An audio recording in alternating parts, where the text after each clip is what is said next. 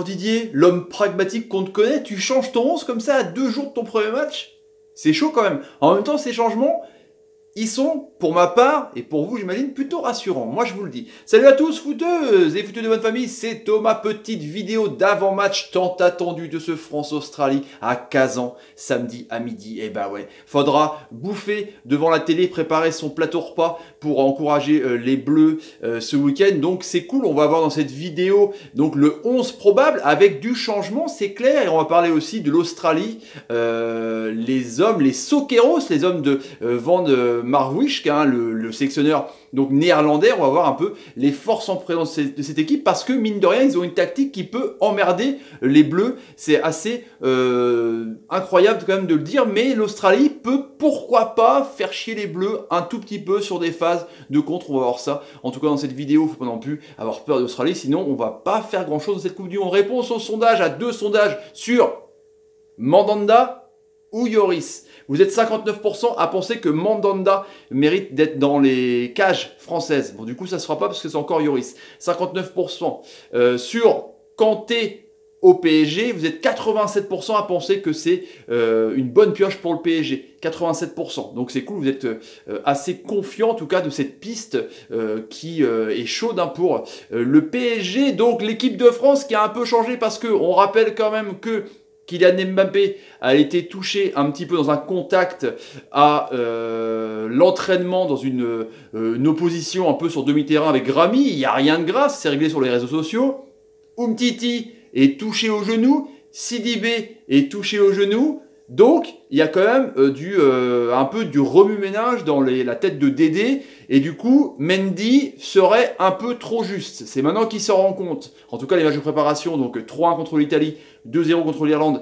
Et le match nul assez mauvais quand même contre les États-Unis, même si ça veut rien dire, encore une fois, les matchs amicaux, ont permis à Deschamps de voir que c'est peut-être mieux de changer tes latéraux. Du coup, Lloris va rester dans les buts, évidemment, malgré qu'il ait encaissé 5 buts sur les 5 derniers matchs, dont une petite boulette contre l'Italie, et puis faire mal son côté contre les États-Unis. Donc, dans l'axe, Umtiti, apparemment, c'est pas trop grave, donc est remis de sa blessure au genou, du moins sera remis, donc Varane, Umtiti. À gauche, Hernandez, Théo Hernandez, et bah ouais, carrément, le latéral gauche de l'Atlético Madrid, qui va remplacer donc Mendy, Benjamin Mendy, qui pourtant a joué des bouts de match et un match entier, mais qui n'a pas l'air d'avoir convaincu Didier Deschamps du fait de peut-être que sa blessure, il est en reprise avec City, du coup du manque de rythme, ou alors peut-être que par rapport au Pérou, au Danemark, ils misent que l'Australie, vu qu'ils sont peut-être justes, est le match le plus facile de la poule. Mais justement, il faut toujours se méfier de ça en tout cas. Du côté droit, c'est Pavard. Donc Pavard, à chaque fois qu'il rentre, il fait des bonnes choses. La passe D sur le but d'Umtiti qui amène le tir de l'ami Mbappé. Ouais, c'est ça. Aussi Mbappé qui met le but contre les États-Unis sur un centre de Pavard et une remise de Tolisso. Donc c'est assez intéressant quand même. Pavard, je trouve qu'il est beaucoup plus solide et il inspire beaucoup plus de confiance parce que c'est vrai que Sidibé, Mendy, c'est des mecs qui galopent, qui sont près des attaquants et donc qui ont du mal à revenir et donc il faut compter sur les pistons gauche ou droit de milieu de terrain pour compenser les montées des latéraux, ce que ne fait pas souvent Pogba. Matuidi a tendance à le faire, mais ou Kanté, mais parce que lui, c'est l'homme à tout faire, le côté suisse, lui, il fait tout ce qu'il veut. Et du coup, Pavard, du fait de la blessure de Sidibé ou du fait du doute un peu sur la remise sur l'attaquant Green contre les États-Unis, peut-être qu'il est mis de côté, enfin on sait pas. En tout cas, c'est Pavard Hernandez sur les côtés. Voilà une défense à 4 assez solide qui me paraît plus rassurante.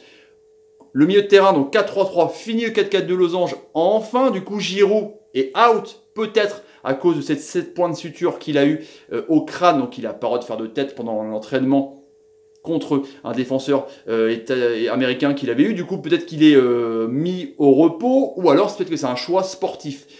Peut-être, parce que l'Australie, on va le voir plus tard, c'est une équipe qui joue assez bas en défense et qui joue le contre. Donc là, quand vous allez voir le profil des joueurs de devant, ça ressemble plutôt à un remplacement par défaut, parce que Giroud est peut-être un peu juste. On ne sait pas trop comment ça se passe. Du coup, Kanté en numéro 6 sentinelle, même si C'est pas son poste de prédilection. Il joue plutôt 8 à Chelsea. Il est bien dans un milieu à 2, c'est clair, en relayeur box-to-box, mais il peut jouer aussi ce rôle de sentinelle. Il l'a fait à Leicester, mais Pogba serait piston droit, donc milieu droit, et Tolisso, et ouais, carrément, milieu gauche. Il y avait un doute entre justement la titularisation de Tolisso à la place de Pogba et donc Matuidi à droite, et du coup, bah, apparemment, c'est Tolisso qui jouerait à gauche et Pogba qui serait laissé à droite. Et du coup, Pogba, on l'a vu en première mi-temps, qui pourrait aussi jouer des fois sur le sentinelle pour que Kanté revienne dans le milieu de terrain, numéro 8, quoi. On l'a vu, Pogba était assez bas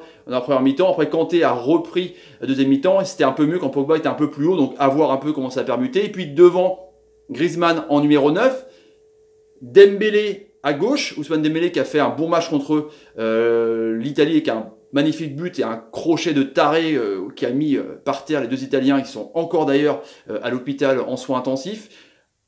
Griezmann, Mbappé, excusez-moi, KM29 du coup à droite, le milieu de terrain parisien, l'ailier offensif parisien, du coup il va peut-être jouer plus par sa vitesse. Même si Griezmann est un peu un électron libre, c'est vrai que Mbappé a tendance à être attiré par l'axe, donc peut-être qu'ils vont un peu céder les deux. Ils ont été une bonne relation dans les 1-2 contre les États-Unis. Donc Dembélé va vraiment jouer son rôle de mangeur de craie de dingue dès qu'il y aura des transitions rapides. Pogba ou Tolisso lui mettra une ballon et puis lui il va carrément prendre le couloir pour essayer d'éliminer.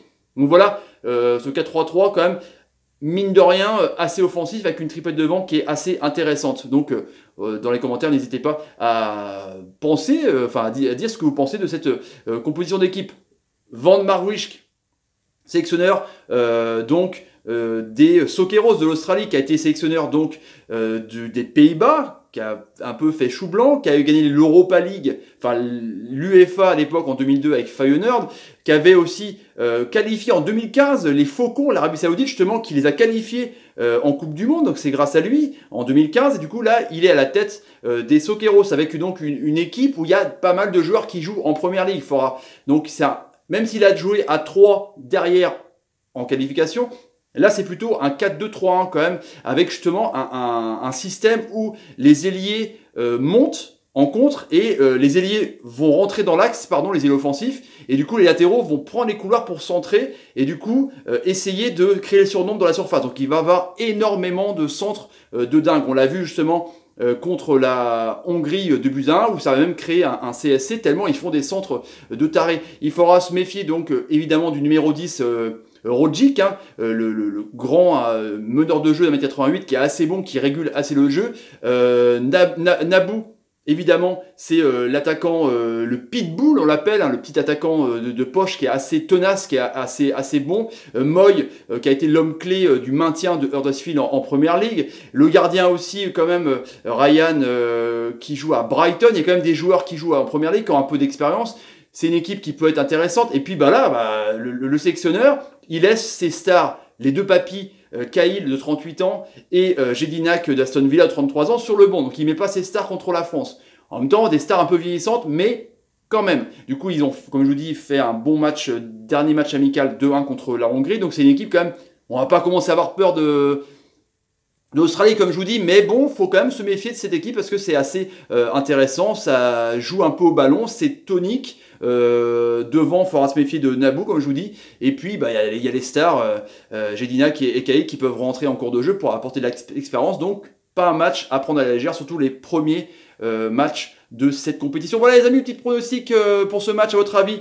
Qui va gagner? Victoire de la France, match nul ou victoire de l'Australie? Vous votez et on verra la réponse dans un prochain sondage. Voilà les amis, je vous laisse. Si vous avez envie de vous abonner à la chaîne, n'hésitez pas à taper sur ma ganache, partager la vidéo, c'est une la guerre pour me soutenir sur YouTube. Merci beaucoup à tous. Mettez des commentaires de ce que vous pensez un peu de titularisation de Tolisso, de ces latéraux qui changent, et de mettre des likes comme par exemple, je sais pas, comme quand Kanté vous fait une longue passe et quand Griezmann marque, il met merci Golo, c'est cool. Allez, salut les amis, je vous laisse. Salut, et salut. Oh là là là là, j'ai hâte.